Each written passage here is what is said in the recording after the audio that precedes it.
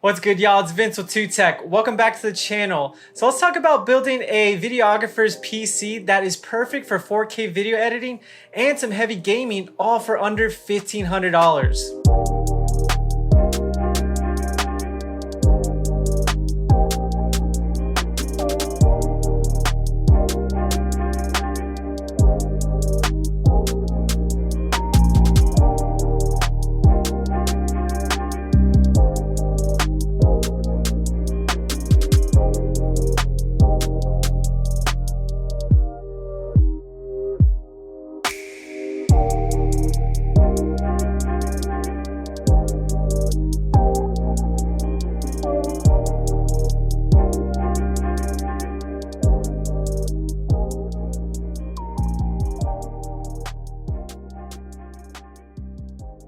So before we get into all the parts, let me tell you a little bit about what I do. I am a full-time videographer and photographer.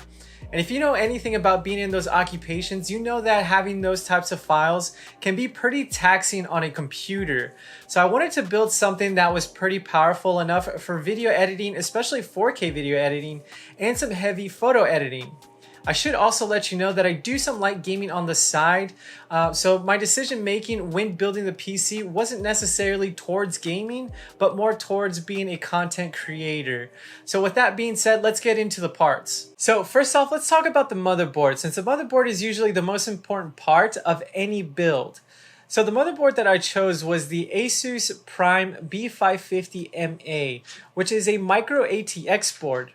I knew I wanted to go with Asus, and at the time of building, the B550 was the most new and recent board to come out. I also knew that it was going to support the AMD processor that I was going to get, and was going to support future generations if I ever decided to upgrade my processor down the road. Some great things about the board is that it has 4 DIMM slots for up to 128 gigabytes of DDR4 storage and up to 4600 megahertz of memory speeds. You do also get a couple of PCIe 4.0 M.2 slots, which will give you amazing speeds for any storage use. And we can't forget about the amazing Aura Sync for all your RGB needs when connecting lights or light strips to your board itself. At the time of purchase, this board cost me $134.99. Okay, so for the processor, I went with AMD's Ryzen 3700X, which has 8 cores and 16 threads.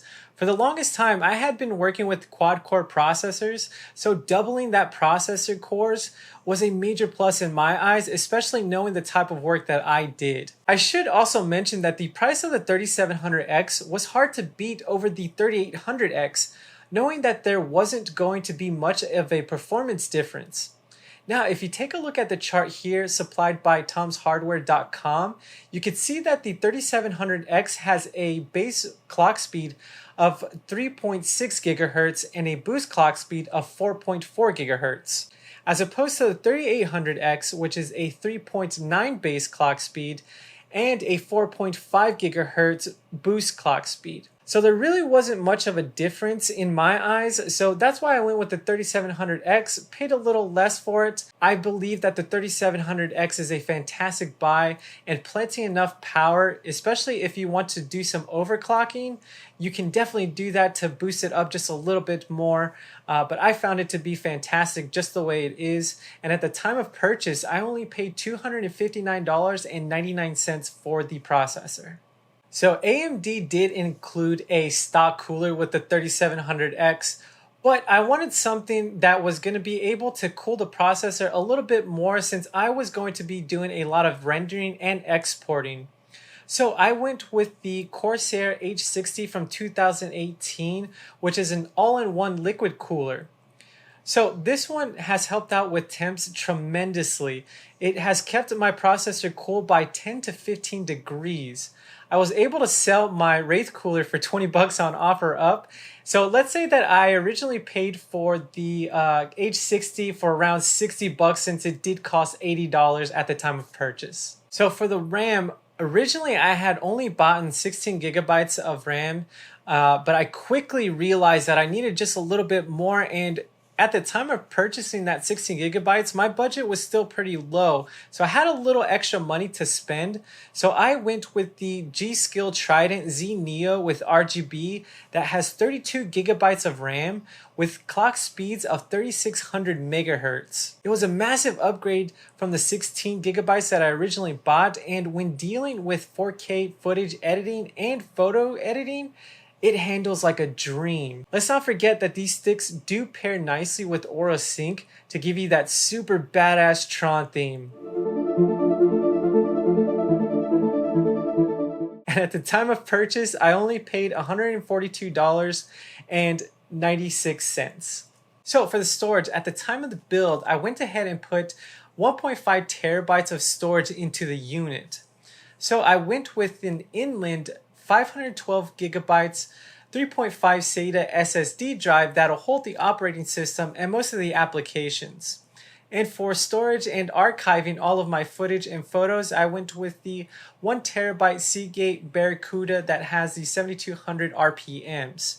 Now, you can configure the storage however you like. At the time of the build, that's all that they really had at the store, so that's just kind of what I was stuck with. I should also let you know that SATA drives are getting a little bit cheaper, and M.2 units are also getting cheaper. I do plan on switching over to M.2s a little bit later on, since I do like to work from fast drives, especially when editing 4K footage. At the time of the purchase, what I paid for the SSD was $52.99, and the terabyte of storage I paid $47.49. It was a little bit more than what I would have liked to pay, but again, that's all that they really had at the time. I should mention that you could get the same model of hard drive, but with 2 terabytes for $55 on Newegg, which is a way better deal in my opinion. So on the graphics side, I went ahead and went with NVIDIA. Augie did have a couple of AMD's 5700 XT graphics card, and he was having a lot of unstable experiences with those, and that was something I didn't want to mess with at all. So the one I went with was the EVGA RTX 2070 Super Black version with 8 gigabytes of DDR6 VRAM. I chose this one in particular because I wanted something that was going to work well with my video editing. When it comes to color correcting and color grading, adding titles and all that good stuff on a video timeline, it could definitely take a toll on the GPU. I wanted one that was going to be powerful enough to handle just about everything that I was going to throw at my videos. An added bonus was NVIDIA's NVENC video encoder.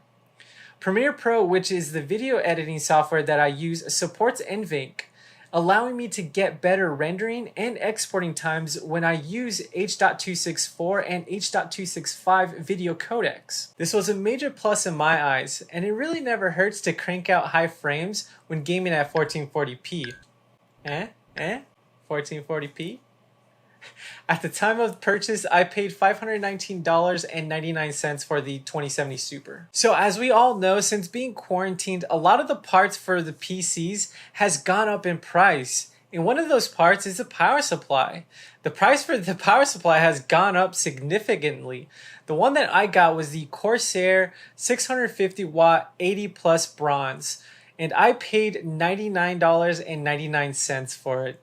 So it was a little bit more than what I would have liked to spend, but at the time of recording, I was able to find a better deal. I found an EVGA 600 watt 80 plus bronze for around $70 on Amazon. So that might be a better deal if you're still looking for a power supply. Power supply. So last of the parts, let's talk about the case. Now, there are plenty of cases that come in at the same price of mine or even less, but the case that I bought was the Lian Li Landcool 2. And the reason why I bought the Landcool 2 is because it has great airflow and the aesthetics to me are really awesome. So it has a great little port selection up top, and the way of opening the case for cleaning or changing out some of the parts are definitely some of my favorite things about the case. The Landcool 2 also has a great hiding section in the back if you don't feel like cable managing. Now, I'm not going to show you my disgusting wires in the back, and I definitely don't want to be judged, so I'm not going to show you guys. But you do also get some ports for your 3.5 and 2.5 storage devices, which is always nice to see. They're nice tucked away and you really can't even see them. You can't forget about the awesome built-in coloring LED lights in the front that give you the ability to cycle through many of the sick color options for anything that you can think of. Again, the Tron theme. At the time of purchase, I paid $94.99 for the Landcool 2. So the next thing that I wanted to talk about was benchmarks. Let's go ahead and run some benchmark tests and see what this PC is going up against. All right, so let's talk about some of the tests we ran. The first test that we ran was Cinebench R20. If you're not familiar with this benchmark, they go through a virtual rendering of the CPU. It's a good test to stack CPUs against each other if you're looking to build a PC that is dedicated to video editing and any type of 3D animation work. So the score that we got on Cinebench R20 looks to be about at 4,396 for that multi-core, and the next jump up from the 3700X would be an older version of the Threadripper 1950X, which has double the cores, coming in at 6,670 for the multi-core. So we're not too far off from that. The 3700X is still a plenty powerful CPU, and especially for the stuff that we're doing, it is a perfect processor. So let's move over to Geekbench. Geekbench is another benchmark that measures CPUs, both multi-core and single-core, just like Cinebench, but measures just a little bit of everything else too. If we take a look at the scores here, we got a single-core score of 1,277 and a multi-core score of 8,743, which is a pretty great score. According to Geekbench's website as well, we can compare the score of pre-built Mac systems. If you look here, the base model 2019 Mac Pro that was just released for $6,000 is just a tad bit slower than my PC. Now, looking at Apple's website, their base model comes with an 8-core Intel Xeon chip with a base clock of 3.5 GHz to a turbo boost of 4.0 GHz. Pretty close to ours, right? 32 gigabytes of DDR4 ECC memory and a Radeon Pro 580X with 8 gigabytes of GDDR5 memory as the graphics pro. So the Mac Pro is $6,000 and our build is only $1,500, which is absolutely insane. So let's talk total of all the parts that we just listed right now. Starting off with the motherboard, again, it came in at $134.99. The Ryzen 3700X came in at $259.99. The cooler I paid $60 for. The RAM was $142.96. The storage for the SSD, it was $52.99, while the hard drive itself was $47.49. The RTX 2070 Super was $519.99. The power supply was $99.99. And the case was $94.99. giving us a total of $1,413.39. Now, I do live in Texas, so I do get taxed pretty heavily, and that's just unfortunate. But there are some places where you can cut costs, and just ask yourself, are some of these things what I really need?